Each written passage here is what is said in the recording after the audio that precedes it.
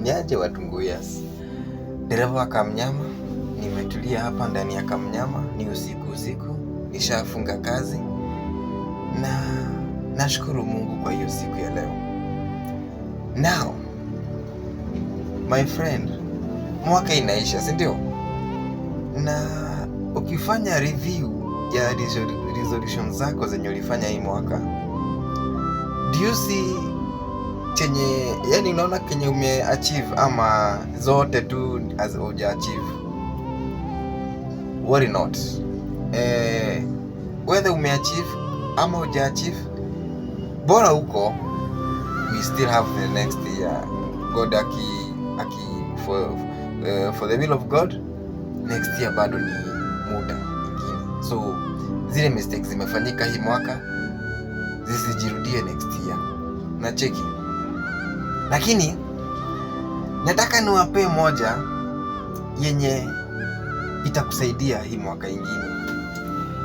Maybe the reason why hukuweza kuachieve is because number one, ulikuwa na uoga ya kuchange hiyo kitu unafanyanga, because you cannot keep doing the same thing and expect different outcome.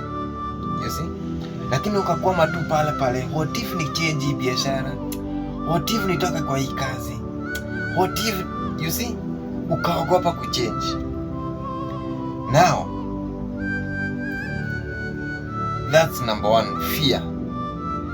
You see?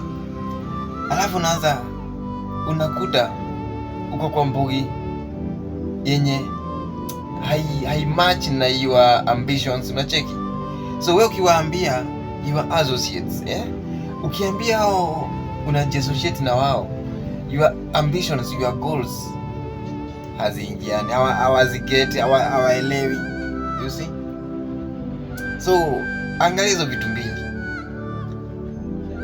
Don't fear to change and look who are your surroundings. Ni nani wamekuzunguka?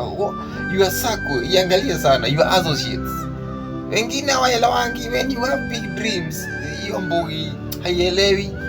Kama mimi niko kwa Kamnyama, nikianza kuongea story for example za basi, hawawezi elewa. So I have to nafaa nitafute wale wako kwa basi, so that if I talk to them about that dream, wataniambia you have to take this step and this and this. Are we together? So as we wait for the next year, let's pray. Wacha tuombe Mungu ile makosa tumefanya hii mwaka isijirudie next year. Peace.